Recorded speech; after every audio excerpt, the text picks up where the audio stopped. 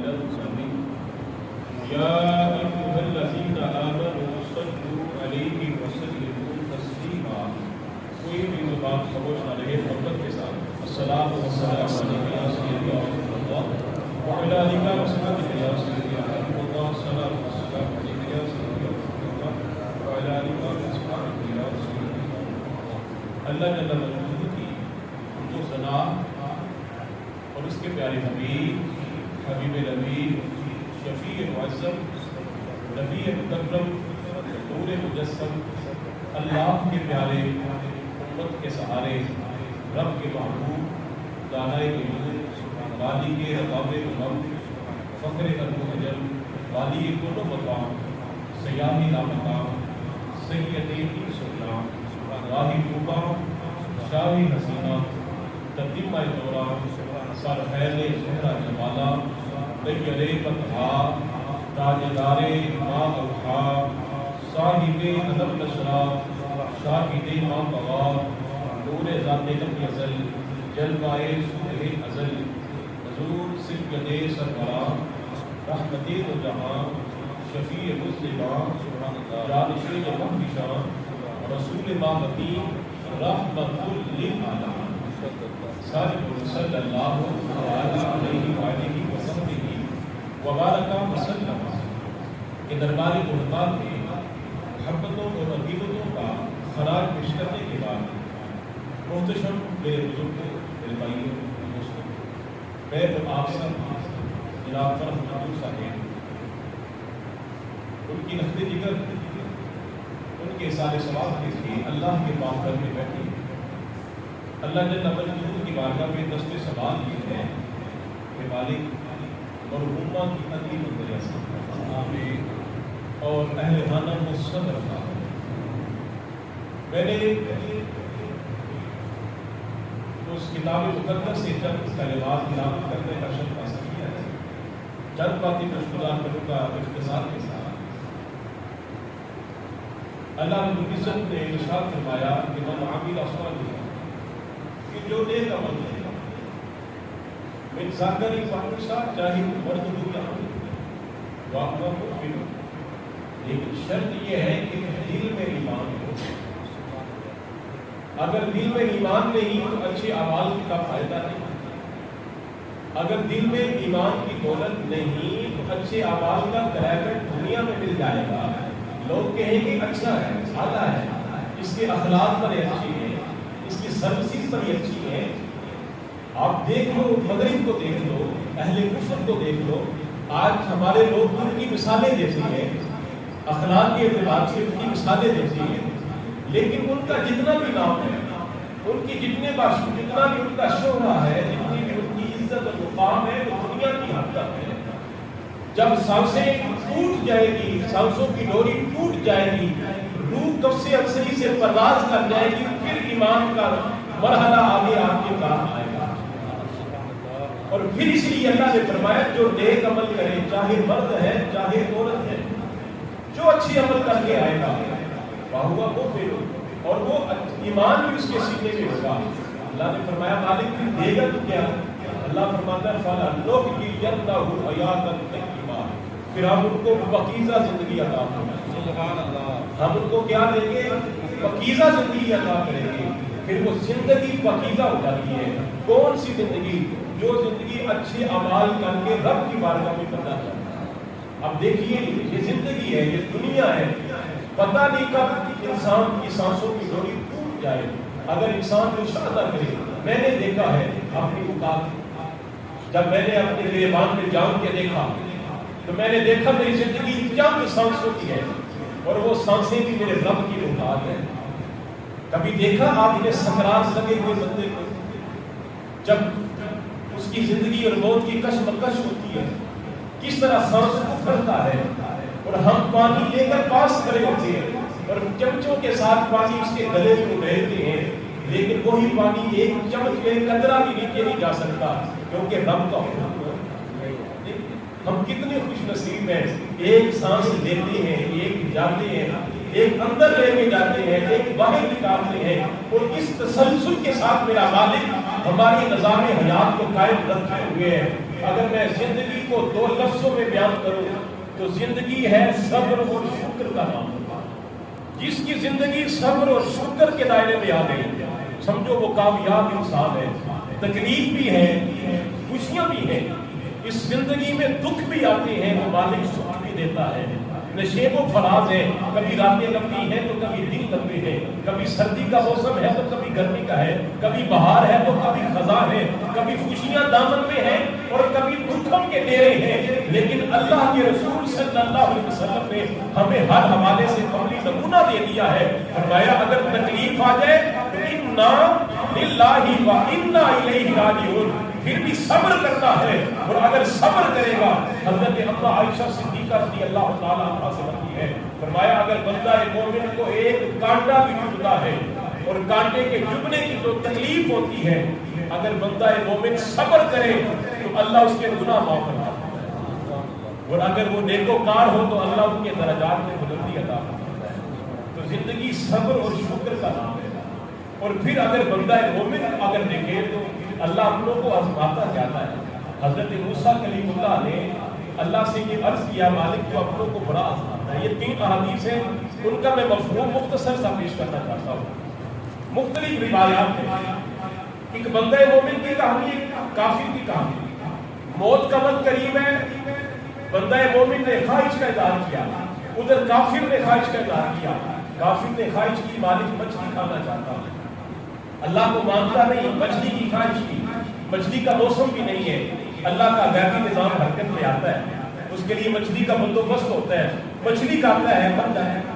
اور بندہ مومن ہے، موت کا وقت قریب آتا ہے، پیاس سے زبان باہر آ رہی ہے، پانی کا پیالہ بھی پاس ہے، وہ پانی کے پیالے کو پکڑنا چاہتا ہے، ہاتھ رکھتا ہے، پانی کا پیالہ گر جاتا ہے۔ کہا مالک اس نے مچھلی کی خواہش کی، تو نے مچھلی پیش کر دی، اور پانی بھی اس کے پاس پڑا تھا، یہ پانی کا ایک بوند نہیں پی سکا، ایک قطرہ اپنے حل کے نیچے نہیں اتار سکا۔ ایک اور حدیث پاک کا مفہوم ہے، ایک بندہ مومن اور کافر شکار میں نکلتے ہیں، جو کافر ہے اپنے جال کو کشتی میں بیٹھ کے پھینکتا ہے، بسم اللہ والعزہ کتوں کے نام پہ، جب جال کو کھینچتا ہے تو مچھلیوں سے بڑا ہوتا ہے۔ ادھر بندہ مومن پھینکتا ہے بسم اللہ الرحمن الرحیم، کھینچتا ہے، ایک بھی مچھلی نہیں آتی۔ وہ کافر پھر پھینکتا ہے، پھر مچھلیوں کا ڈھیر ہے۔ مومن پھر پھینکتا ہے، ایک مچھلی بھی نہیں آتی۔ کافر پھر پھینکتا ہے، پھر مچھلیوں کا ڈھیر ہے۔ بندہ مومن کے جال میں ایک مچھلی بھی نہیں ہے۔ آخر کار دن بھر کی تھکن، دن بھر کی تھکاوٹ، شام کے بعد آخری جال پھینکنے کا فیصلہ ہوتا ہے۔ کافر پھر پھینکتا ہے کتوں کے نام پہ، کافر کے جال میں پھر مچھلیوں کا ڈھیر ہے۔ بندہ مومن پھینکتا ہے، دن بھر کی مشقت کے بعد ایک مچھلی اس کے جال میں آتی ہے، اور مچھلی کو پکڑتا ہے اور پکڑ کے کہتا ہے الحمدللہ، بولے نا الحمدللہ۔ وہ پکڑ کے کہتا ہے مالک تیرا شکر ہے۔ جب شکر ادا کرتا ہے، جتنے بھی مچھلی پھسلتی ہے پھر پانی، کہا مالک پھر الحمدللہ، مالک پھر تیرا شکر ہے۔ اب یہ 2 روایات ہو گئی۔ تو حضرت موسیٰ کلیم اللہ نے اپنے رب کی بارگاہ میں عرض کی، جب ہم کلام ہوئے، کہا مالک تو اپنوں کو آزماتا بہت ہے اور غیروں کے لیے تو نے اتنا کرم کیا ہے، میں قربان جاؤں۔ جب اللہ نے اپنے فیصلے سے حضرت موسیٰ کلیم اللہ کو آگاہ فرمایا اور جب جنت کے پردے اٹھائے، جب جناب موسیٰ کلیم اللہ نے جنت کی ہواؤں کو دیکھا، جنت کی فضاؤں کو دیکھا، جنت کی نعمتوں کو دیکھا، انعام و کرام کو دیکھا، اللہ کے حضور سجدے میں گر گئے اور عرض کی اے مالک یہ تکلیفیں کیا ہے زندگی کی، یہ دنیا کی تکلیفیں کیا ہے؟ اگر تو بندہ مومن کو زندگی اتنی دے اور بندہ مومن کو پیدا یوں کرے کہ وہ اتنی محتاج ہو کہ اس کے ہاتھ بھی نہیں ہے، اس کے پاؤں بھی نہیں ہے، لولا لنگڑا دنیا میں آئے، اور پھر مجھے بتاؤ جس کا ایک ہاتھ نہیں ہے، جس کی آنکھیں کام نہیں کرتی، جس کا ایک پاؤں کام نہیں کرتا، وہ کتنا محتاج ہوتا ہے لوگوں کا، زندگی کتنی اچھیرن ہوتی ہے۔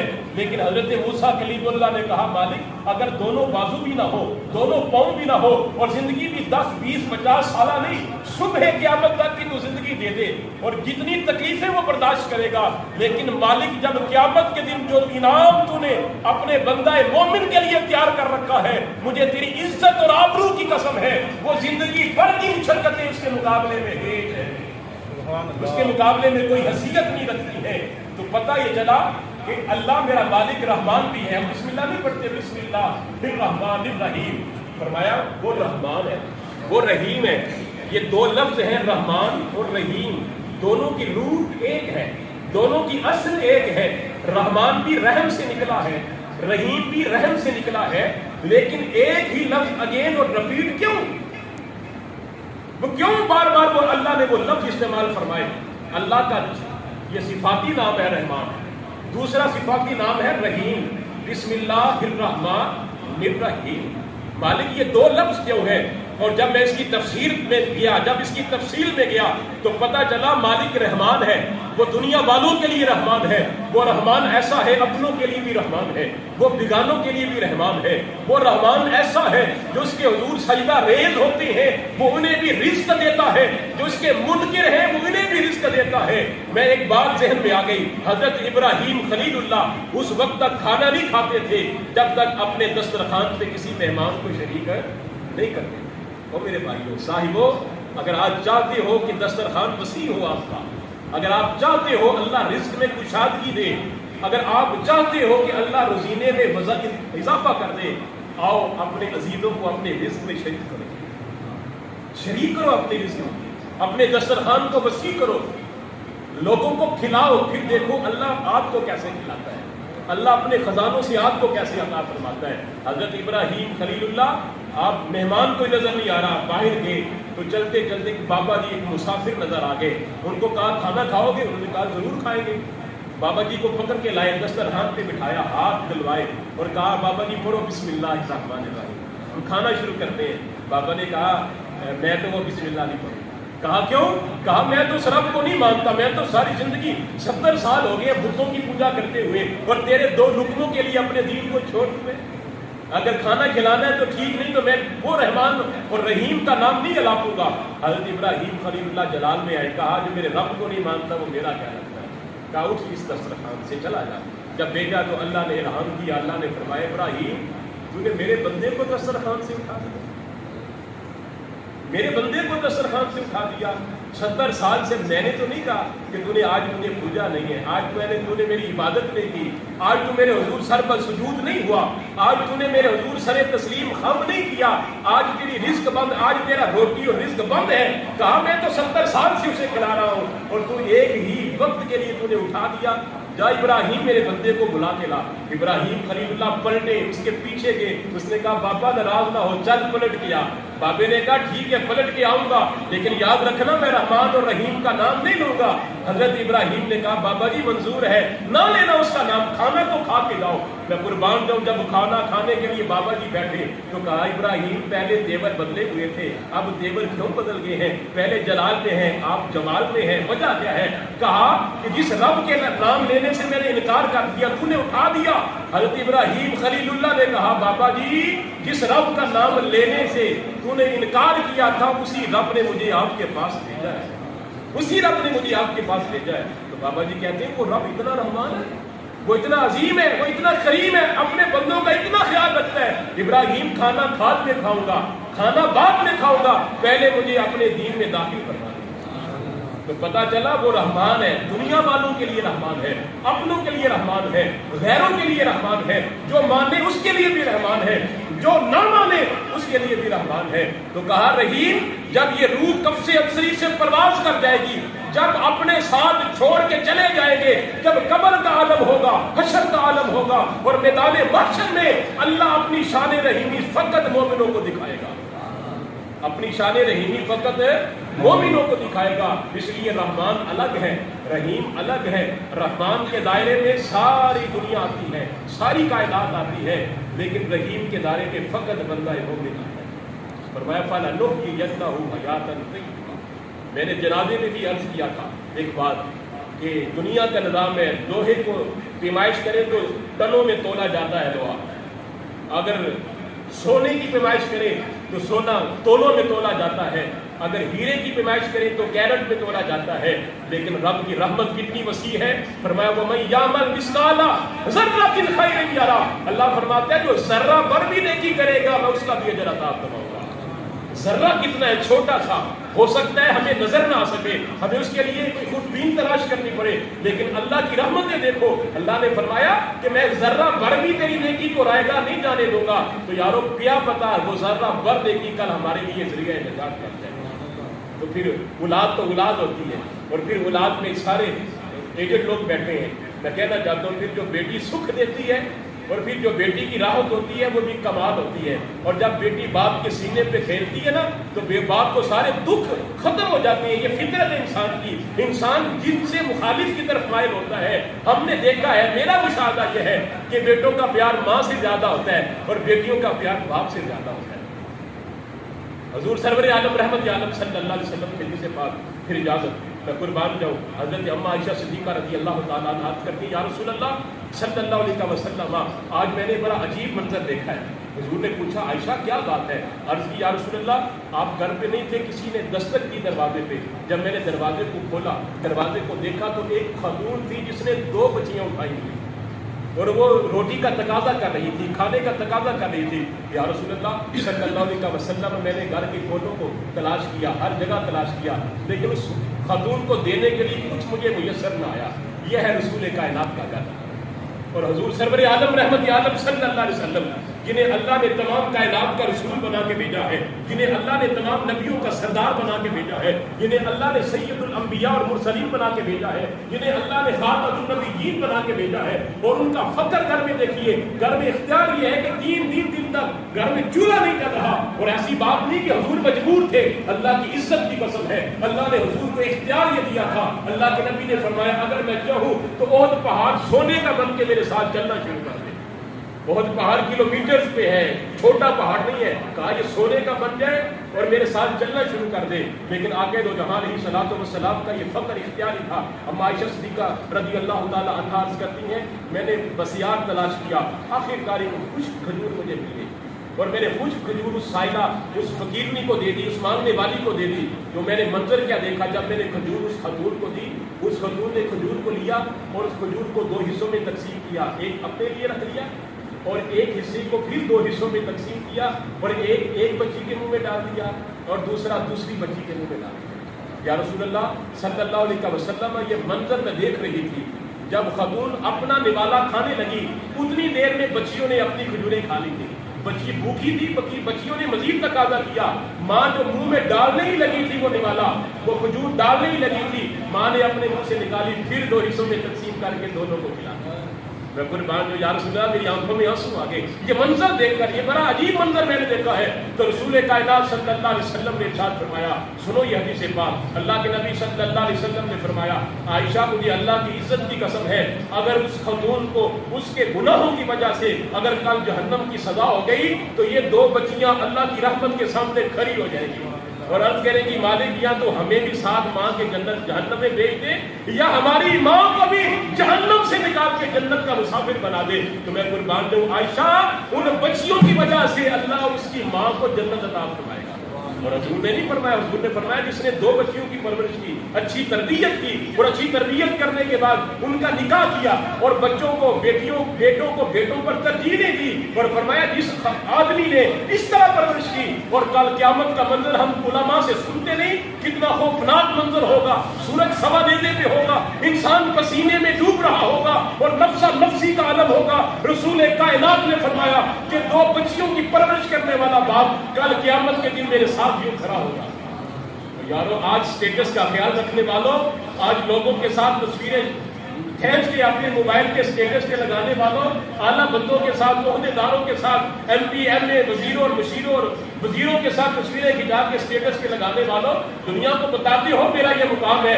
کل قیامت کے دن یہ بچی کا باپ جب نبی کے ساتھ کھڑا ہوگا اس کا مقام کتنا بڑا ہوگا، کتنا بڑا ہوگا. تو اس لیے یہ جنت کی ضمانت ہے، یہ جنت کی ضمانت ہے. اور مجھے آج بھی یاد ہے کہ جب میں اپنا ایم فل کا تھیسس جمع کروا رہا تھا تو ہوتا ہے کہ کسی کے نام کو منسوخ کرنا ہوتا ہے.